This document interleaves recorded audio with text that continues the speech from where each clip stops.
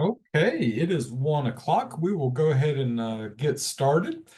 We may have some other folks join us, and they will be able to come right on into the webinar here as we host it live. Again, I want to thank everyone who's with us today. We've got a great webinar to share with you. Today's webinar title is Spring Decisions and Year-Round Opportunities. Really, we're going to be talking about funding your brownfield redevelopment project, the overall project beyond just the EPA brownfield grant cycle. This webinar, like many in our sort of growing library of resources, is brought to you by a partnership between the Kentucky Energy and Environment Cabinet's Brownfield Office and the University of Kentucky's Community and Economic Development Initiative of Kentucky, CEDIK at UK. My name is Shane Barton. I am the Brownfield Redevelopment Coordinator for CEDIK. And today on the webinar, we also have Kiersten O'Leary, the Program Coordinator for the State Brownfield Office. And we're just gonna jump right in and go through just a couple housekeeping items. Zoom has updated to Zoom Workplace now. So some of the functions have changed, at least in their location and what they look for. But what I want to let you know is that the Q&A function still should be on your screen if you hover over the menu. Please, if you have any questions throughout today's presentation, feel free to use the Q&A, and we will circle back to those at the end of the webinar and address any of those that may be in the Q&A section. So let's just jump right in to our webinar today. Kiersten, you want to kick us off? Absolutely. Thanks everybody for being here. I just want to do a quick overview of like why we're here today and how this partnership was made possible.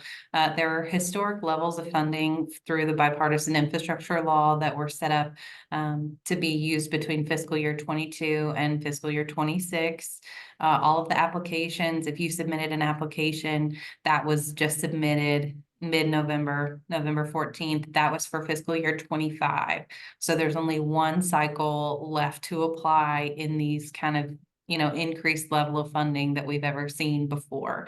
There are more grants and significantly higher amounts, and you can use these funds to either assess or clean up brownfield properties within your communities. And there's a really big target to underserved communities and people that have never received brownfield funding before. So if you submitted an application in November and your funding request is approved, here's kind of a timeline of how things might happen, what you might expect in the coming months. Those announcements for all who were awarded usually happen in the spring, think like mid to end of May, typically. At that point, you'll connect with an EPA project officer. That person is hopefully going to be the one that's with you throughout the whole entirety of your grant project period. They will advise you on procurement procedures and how to kind of kick that off. They will review a draft RFP and do things like that you need to get your project started, to get a qualified environmental professional on board to kind of help walk you through that process. Then there is a new grantee meeting in the fall, typically October. And so you can pay for that out of your grant funds to attend that with all of the other awardees from that cycle. Then once you get your cooperative agreement with EPA and the funding, you can go ahead and start spending that money on either assessments or your specific cleanup project that you applied for. And then you'll have that EPA and consultant collaboration throughout the whole grant process. And also we're available if you have any questions too. So if you applied but do not get funded, this waiting game is not fun for anyone. But just a few considerations. announcements again are going to be made in spring of 2025. But if you do not get funded, you have an opportunity to request a debrief with EPA to see how your application scored. They're not allowed to provide a written notes anymore, but just make sure that you have a couple people from your organization on the call with whoever is going to be providing that debrief, so that you can take notes and be able to, put that into another application, or, kind of beef up that application for the next cycle. This is highly competitive funding. It sometimes takes more than one try to get it through or to get it scored, high enough to make the cut. And there are a lot of time and resources that go into your application. So, want to make sure that that hard work is recognized and that you continue the momentum either through targeted brownfield assessments through our state program that we're able to provide. If you need a phase 1 or phase 2, or any other kind of assessment work done, don't think that all of it just stops because you weren't funded. We have funds to be able to do that. EPA Region 4 also has funding to be able to do that.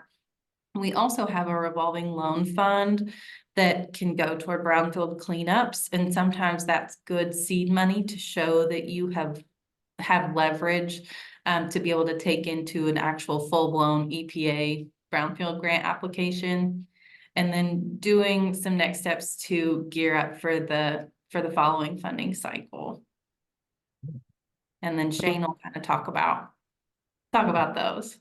Yeah, so we have shared sort of a version of this cycle in many of our presentations in our webinar library, but I've added some extra squigglies to this image for today because this is in general our distilled version at CEDIK on how we kind of imagine the community engagement and the planning and the assessment and the investment and the implementation cycle really working. This is essentially a distilled version. It's just sort of hits the high points.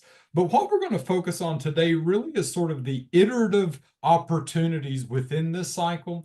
So you can see how kind of building off of that once you've got your team and you're working on your vision and you're creating and engaging your community, to do the building inventory and start to think about assessments and evaluating those findings, or thinking about what the cost may be for your reuse options. And in particular, as you start to identify other investments that relate to your big project vision, because remember, the your brownfield investments really are targeted for those specific uses.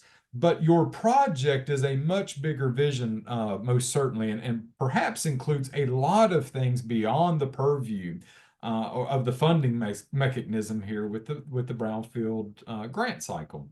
But we're going to sort of touch on some of this today and sort of show, what this looks like, in particular, what resource road mapping looks like, how you can start to identify and think about some of those other investment opportunities or funding mechanisms that you may want to seek out. And we're going to share a couple resources along the way today.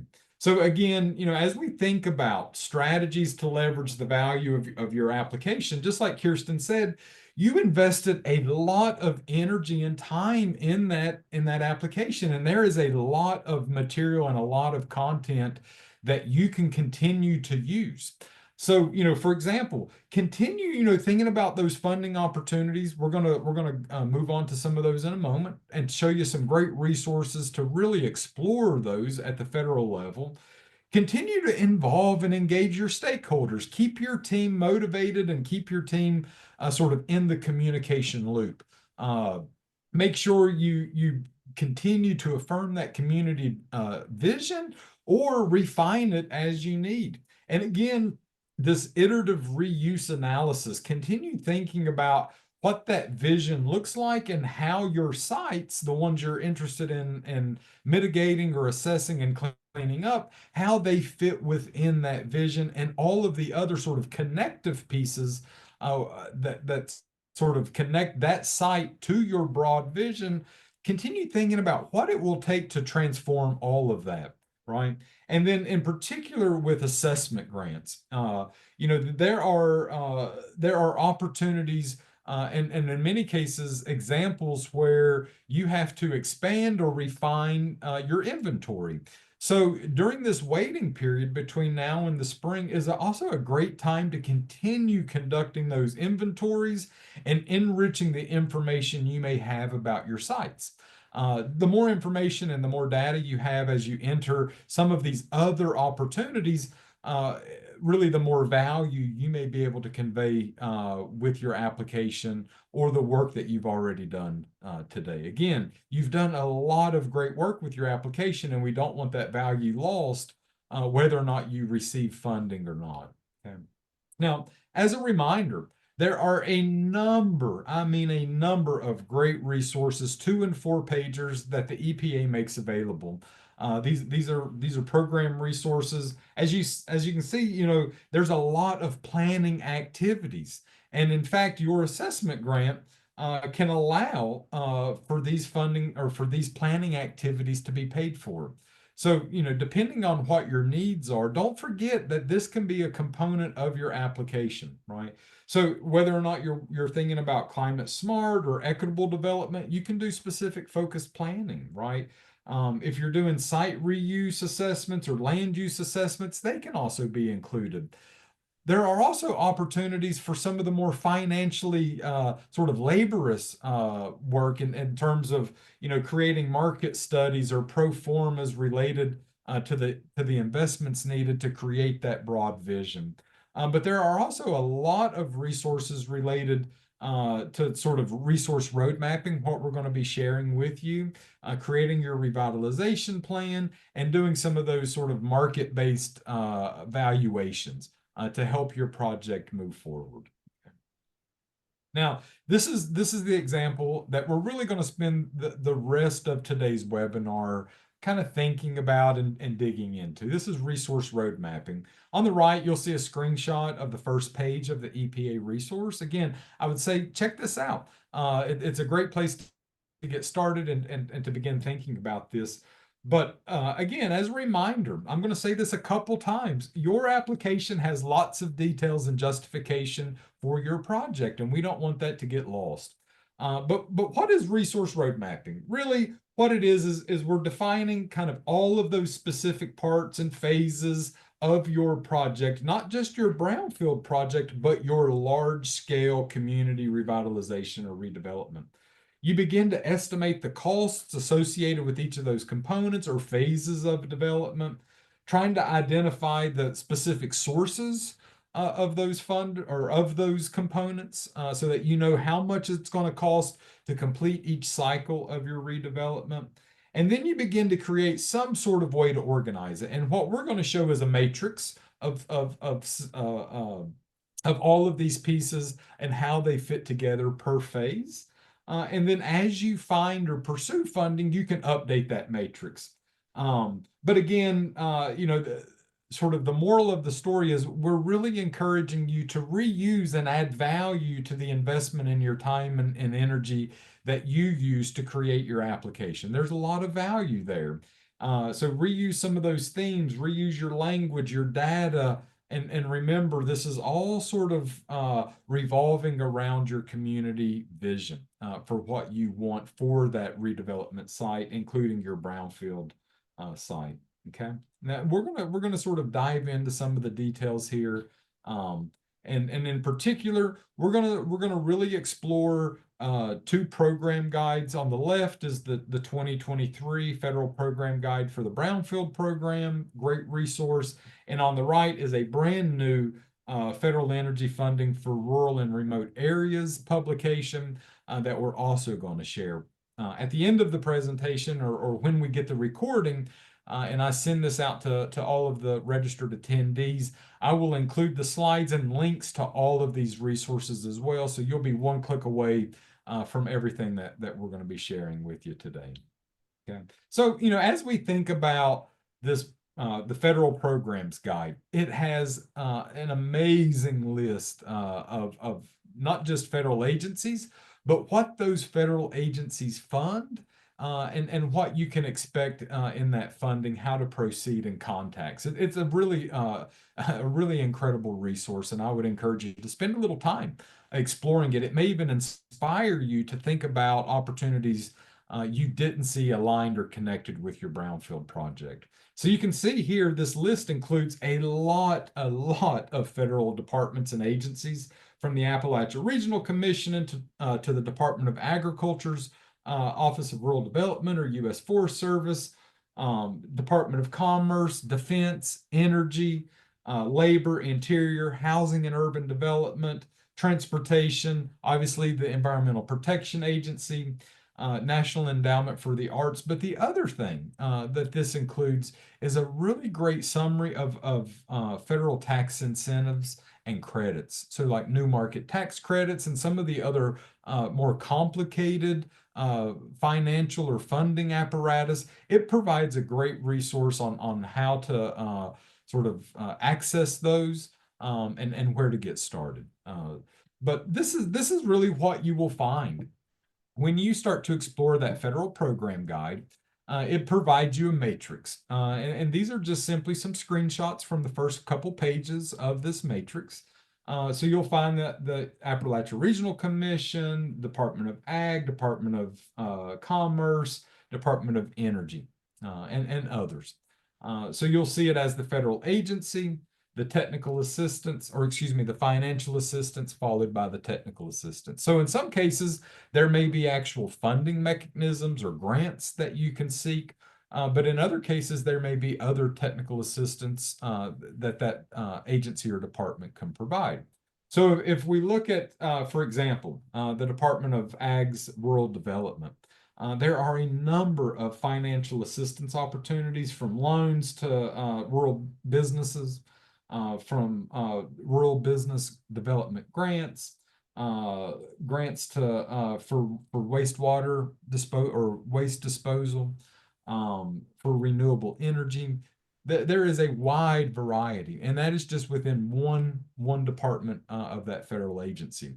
This book is incredibly thick and quite detailed, and again, would highly recommend you spending some time at least exploring what is included here. Now, if we look at the Department of Ag's Rural Development Technical Assistance, again, some focus on rural businesses, community visioning, community planning, in particular, if those planning efforts are related to economic development. So you can start to see, just with this one entry, how you may be able to tie some of these back to your broader and larger community development program, really to be able to implement other components that will not be funded by the EPA brownfield funds you're seeking. Okay. Now, the second sort of example we wanted to share with you, and again, I will include the link in the follow-up email after the webinar, after the recording is available. But this new federal energy funding for rural and remote communities guide really is a guide focused and directly for rural communities who are looking to include some clean energy projects in their communities. So it provides an overview of a lot of federal programs, just like the Brownfield program guide does, from a lot of federal departments, from Department of Energy to USDA, Commerce, Department of Interior, EPA, and so on. And again, this information is really easy to use. It's a 31-page report, incredibly easy to sort of navigate and get through, because what you find is a wonderful matrix, again, in this report. And it starts with sort of suggesting who this program on the line item is good for. So you can look here, this first example. This is short-term sort of expert support to help you identify options and inform decisions. So each of these sort of provide an entryway, a gateway. You know, what is this sort of grant opportunity or technical assistance opportunity? Who's it targeting? Who would it be great for? It gives you a good program summary. So you can see if you look online and actually use the online version, there are a number of embedded links that will take you directly to these funding opportunities to explore them a little bit more thoroughly. It provides the type of support, whether we're talking grant assistance or technical assistance. the type of technologies. In some cases, it does actually provide the specific value of the grant. It provides an indication of whether or not cost share is included. But again, remember, if you are in the state of Kentucky and you are seeking any of these grant opportunities, we would encourage you to sort of seek more information or potentially apply for Kentucky's grant, GRANT program that does provide for some cost share on these federal dollars. In particular, those impacted by the floods and that in the past couple years, and that number of counties continues to grow. So make sure to check your eligibility for that program if you're going after any of these big dollars that require cost share. And it also gives you an indication of the time that it may take you to apply for these funds. So again, a great resource to explore, really well presented in this matrix that allows you to sort of sort through all of these opportunities specifically related to energy and rural places. Okay. But what I really want to do is I want to spend a little time sort of exploring a real world, quote unquote, scenario for a small community we're going to call Kentuckyville. We're gonna sort of dig into a scenario, and then we're gonna sort of walk through a resource roadmap, the matrix of what this particular scenario could look like for Kentuckyville. Really to think about how do we use, how do we leverage, how do we pull all of this together and start to create a plan for how we really tackle the big picture as opposed to just the smaller component related to our EPA brownfield assessments or cleanups. Now, for your reference, and I will also send a link to this scenario is adapted directly from the appendix of this EPA report called Preparing Your Plan for Site Reuse, How Your Community Can Examine Brownfield Revitalization Possibilities. It is a wonderful report published in 2021, so not that old quite yet. But I'll make sure to include this. It really does sort of share and lead the reader, excuse me, along in a pretty good path to explore some of these. There's a great appendix, and again, what I'm going to go into is directly pulled from the appendix in this document, but I'm going to also send this link as well so you can explore it on your own time. We're going to start with this scenario. And for many of you, I think this may resonate.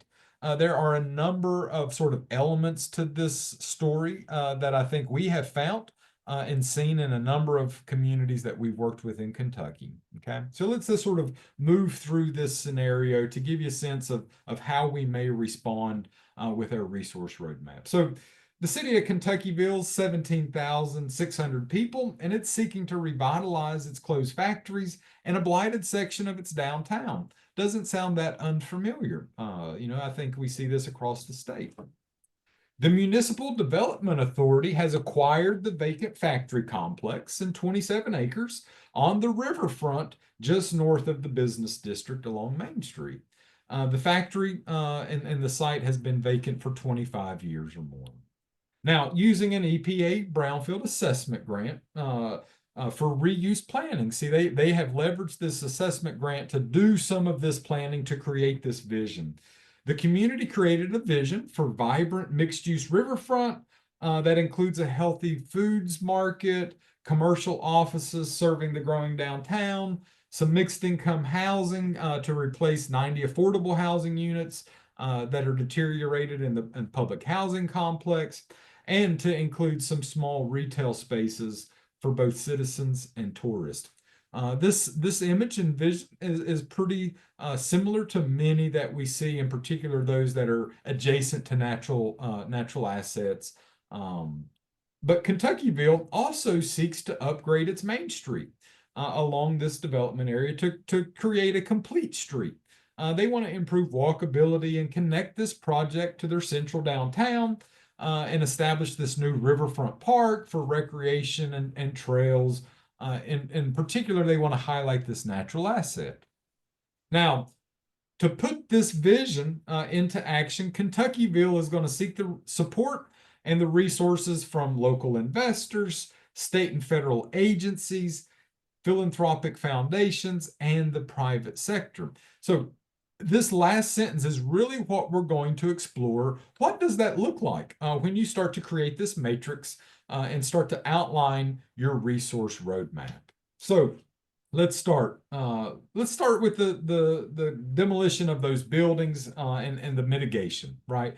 So we've got our project cost or project components and cost estimates, followed by where are we going to find the funding, how we may or do we need match or other leveraging support, and then additionally at the end, what are some other things that we may want to consider, or what may our next steps be? So just for example, we're not going to go into all of the details here because I have a number of these. Really, what I want to do is highlight all of the sort of variety of components and ways to think about your capital stack and how you're going to have to leverage additional resources really to implement that large vision. Again, that community with 27 acres, the complete streets, the showcasing the downtown, the business development, the natural areas, and the walkability, all of that sort of together is the big picture. So if we start with just the demolition of those buildings and structures,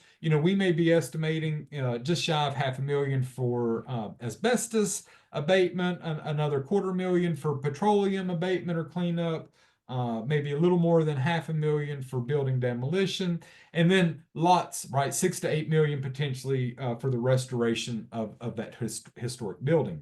Now, if we start to think about, well, where do we pay or how do we fund that? These are some opportunities. There are other opportunities, but we want to start here. Perhaps you could go after $1 million cleanup grant or one of the large $4 million cleanup grants if it dictated that much investment was needed. You may want to also include a housing and urban government, or excuse me, a CBDG grant, Section 108 loan to help with site prep, demolition, some of those other pieces. Or you may want to seek other loans that can help you with the restoration. Now, these are going to be matched or leveraged with other funds. And in that far right column, you can see perhaps you want to seek out or explore what your tax increment financing opportunities are. Perhaps you want to seek some support from the state cleanup fund, the revolving loan fund. Maybe there's a private developer contribution that is made to help augment some of these costs. But again, as you start to explore this, you're going to have to determine whether or not you have TIF proceeds, or if you have that at your sort of disposal to use. You're going to have to complete this brownfield assessment remedial planning. You're going to have to meet with your brownfield office, sort of discuss those revolving loan funds or some of those other loans that we mentioned at HUD. You're probably going to want to explore private funding from your local bank. But again, the thing that I really want to stick a pin in here and come back to over and over is there's no better time than now to start those conversations with these folks, to just have a good faith conversation with folks in these agencies and departments. Let them know what you are working on, what you're exploring, what the elements are, and seek their support. Create those relationships and networks that are going to help you in the future identify the best pathways and opportunities to fund, either through financial support or to get those services through technical assistance. Okay. Now, another piece you're going to want to consider here is the stormwater management. Perhaps you want to include some green infrastructure. So you may look for some green reserve loans or other HUD or EDA loans. You may also want to explore your own stormwater fee if you have those. But again, begin to consult folks who are connected to these funds or technical assistance to explore the opportunities that you may have both here in Kentucky and in these federal agencies. Your next sort of area of interest may be your mixed use development. The big center we were talking about with the houses. This is going to be a big one. Could be upwards to $100 million. There are a number of opportunities where you could seek funding and resources. This is just a sort of a sample. You may look for some USDA business and industry loans, the National Development Council. So again, these HUD Section 108, or this is where you may see some new market tax credits come in as well. But again, as you start to sort of explore the types of match and leveraging, the private sector or your state economic development authorities or organizations may also come to play here. But again, no better time than now to meet with some of the contacts for these offices or departments to start to explore these elements of your broad community vision, to start to understand, what that sequence, what it would look like to go after those funds and when you may start to go after them. Okay.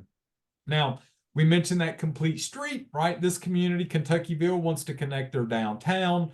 They want to make it more walkable. They want to include these trails and other assets to improve the quality of life of the residents, but also make it a more attractive and welcoming place for their tourists.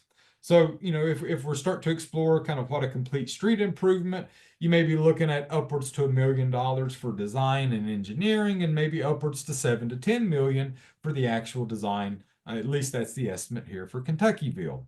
So there are a number of places you could explore. Again, many different departments or agencies. For example, the State Transportation Alternatives Program.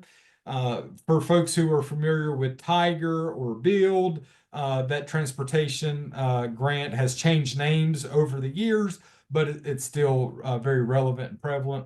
But you may also have access to congestion mitigation and air quality grants, or other grants that you can start to explore, like the RAISE grant. Again, similar to those Tiger and Build grants, but different names.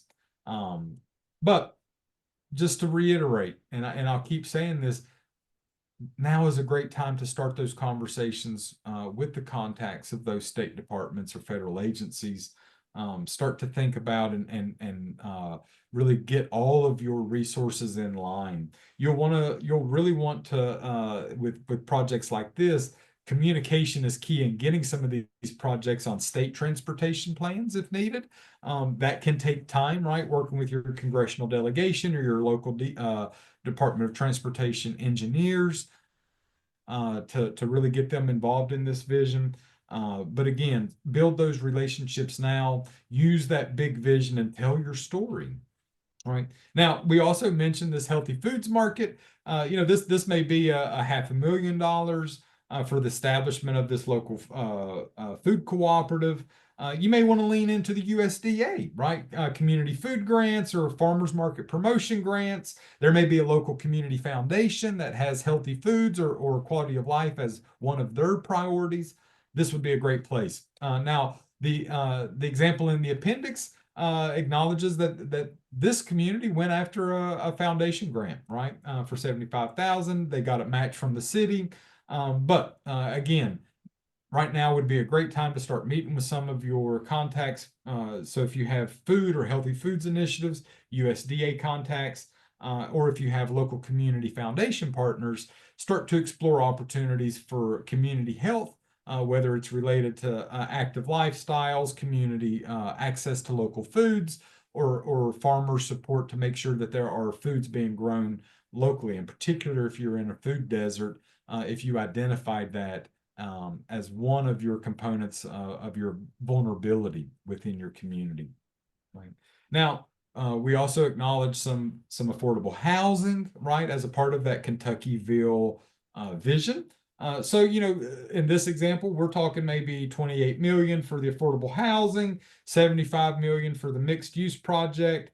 There are a number of opportunities you could continue to explore, whether we're talking about HUD Choice Neighborhoods Planning or Action Grants, low-income housing tax credits. This is really where that private developer or their equity or debt can be leveraged. This is a big ticket item, a big valuable project, right? It costs a lot of money to develop housing. But in those public-private partnerships, this is really where that private sector development is going to have to come ready to play and be willing to include some of their equity stake in this project, right? So, you're going to want to contact and build relationships with those HUD contacts for the choice neighborhood support. And you may even want to start to sort of put those inquiries out there to see if you can find any private developers or other partners in that private space who are interested in taking on a project of this scale before you start to move too far down the path here. But again, we've also mentioned some of these environmental improvements on that riverfront, right? Creating that great place for residents and tourists alike. So this riverfront park and trail, we may be looking at 2 to 3 million for the shoreline restoration, 6 million for the park and the recreational upgrades, and another million for the pedestrian. So since we're talking about riverside enhancements and improvements, the Army Corps of Engineers certainly will probably be involved. They have lots of opportunities to get engaged and seek their support around ecosystem restoration. Your land use and conservation grants may come to play. Outdoor legacy recreation grants, or perhaps even your USDA facilities grant could support this. So, you may have other fees that the county or your municipality can leverage, whether that's your TIFs or your county park impact fees. But again, I would recommend if this is sort of in line with what you are considering, start those conversations with the U.S. Corps, in particular if they have any sort of footprint or sort of touch points on your site or your natural asset. Work with your congressional delegation, especially if it is connected to the Army Corps work, and start to begin your budgeting with your municipality, thinking about where those fees or what kind of match may be needed. But again, I don't want us to forget Kentucky's grant program, GRANT, that can also help with some of the cost share here if you don't have TIF or county impact fees or other fees to provide that extra amount for the cost share. But one last environmental related opportunity that I do want to share is the Environmental Justice Thriving Communities Grant Maker. This is a fairly new funding apparatus that's available to help you sort of evaluate, plan, and address really a wide array of environmental and public health issues. There's a streamlined application process. Like most funding like this, the eligible entities are nonprofits, local governments, indigenous and tribal organizations. There are a number of tiers, but your first tier is around 75,000. These are sort of non-competitive direct awards for organizations to begin building capacity around this. And I would recommend, if you are interested in learning more about this specific granting opportunity, I would invite you to reach out to my colleague at CEDIK, Tyler McDaniel. His email is tyler.mcdaniel@uky.edu. It's in the slide, but I will also include that in the summary email I send once we get the recording available. But again, if you're interested in exploring this with Tyler, please follow up with him to have that conversation. But what I also want to suggest is why we think about all of the big picture here and sort of that large matrix of things that need to happen, funding opportunities, match, and then the things you have to do in between, the things to consider now. I also want to invite you to continue thinking about some of those very specific sites in your community, the ones we often refer to as catalyst sites. Now, again, you have thought about catalyst sites. It's part of your EPA Brownfield proposal, most likely. You've acknowledged these, or at least referenced them about how these sites really are going to stimulate additional or adjacent development. But I'm going to continue to invite you to think about these catalyst sites, to continue to refine your community vision. Think about how you can leverage these sites or what their futures are.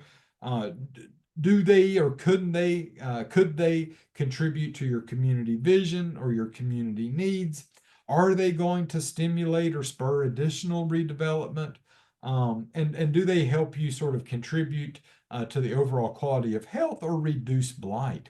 Again, as you start to or maintain or continue to do that assessment and inventory, you may encounter additional catalyst sites or sites that could be included in that inventory. And we're going to continue to encourage you to imagine and to believe that you can transform these sites into incredibly valuable assets that can stimulate additional redevelopment in your community. Okay.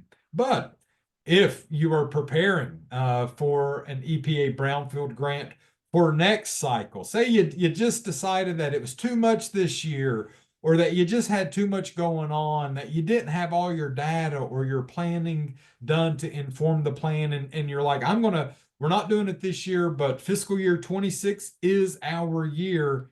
Here are some things that I would invite you to consider. Kiersten, I'm gonna turn it over to you again. Yeah, absolutely. So I think on the next slide, we'll have kind of a matrix of if you can apply with an existing project. So if you did get funded, or if you were funded within the last several years, you have to have a certain amount spent down on your current grant to be able to apply for other funds, other EPA Brownfield grants. And so we'll take a look at that. If it's not, we'll include it.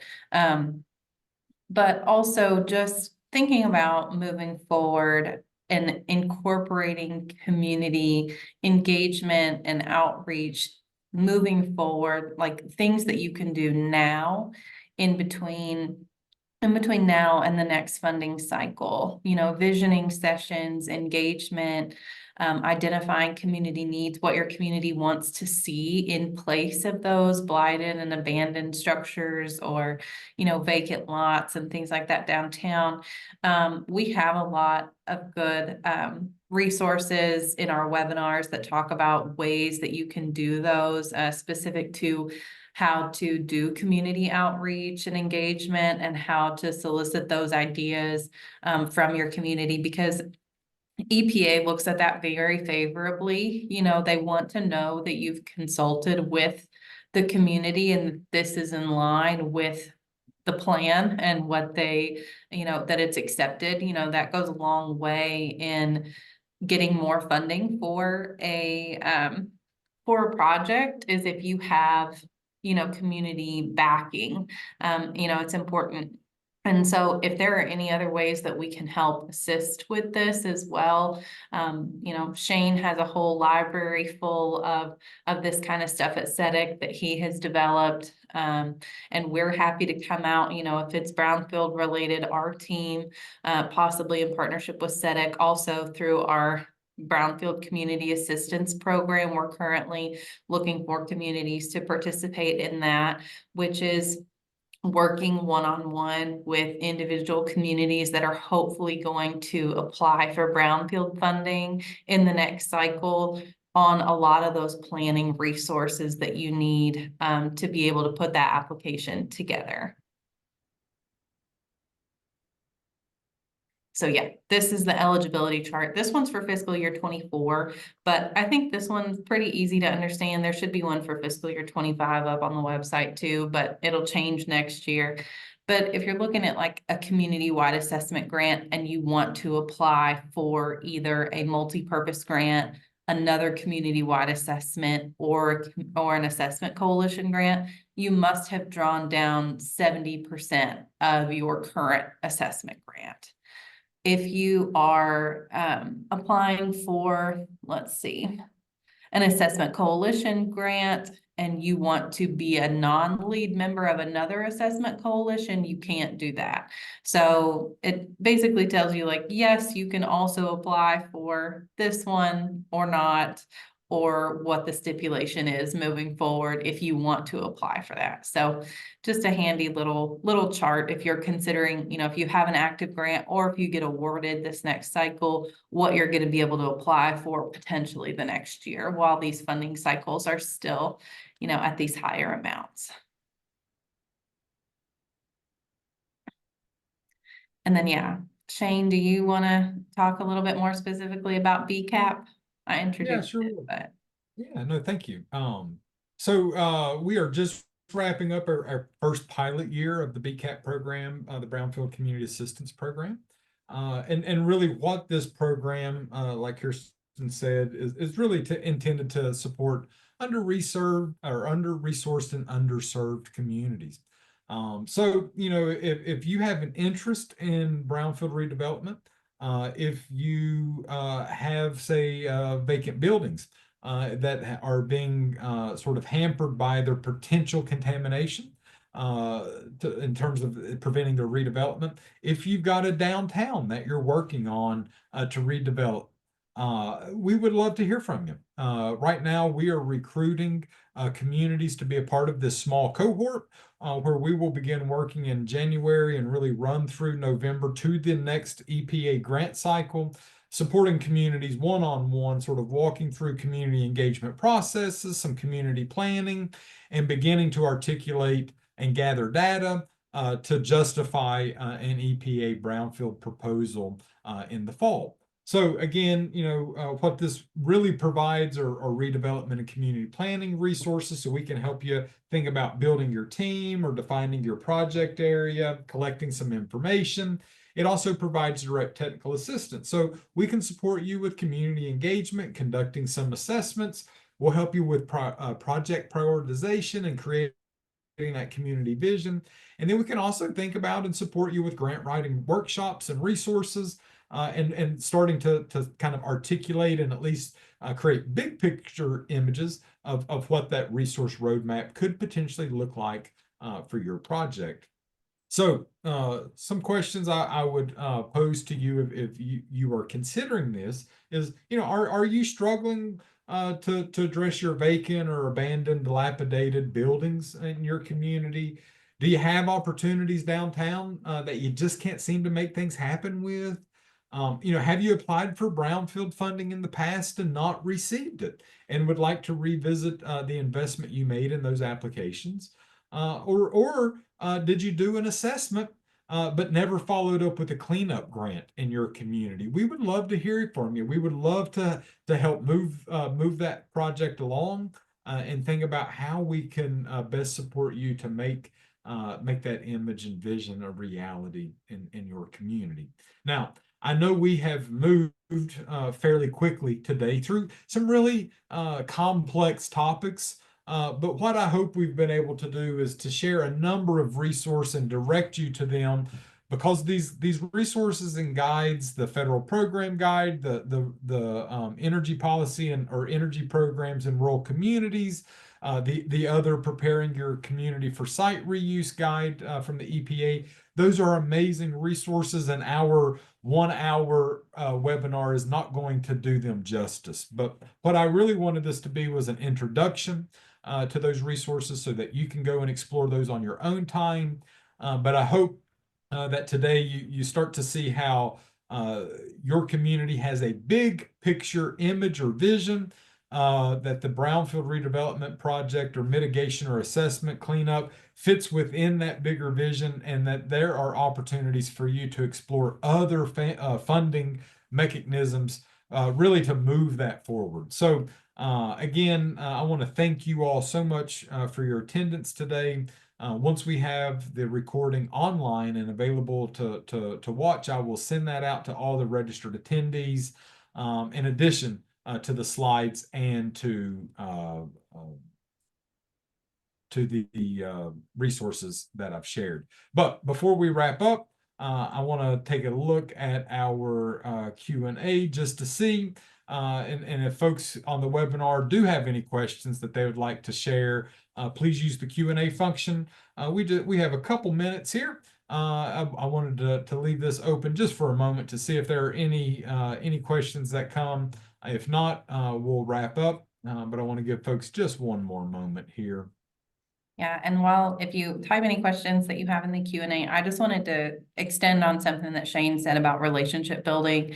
It's really important that if you have brownfield projects across the state, we might not always have the resources immediately to help with that, but if we don't know about it, we can't help. So reaching out with a potential project, even if it's a year or so down the line that you're thinking about, you know, when funding comes in the door, you know, people are thinking about, oh, who could benefit from this?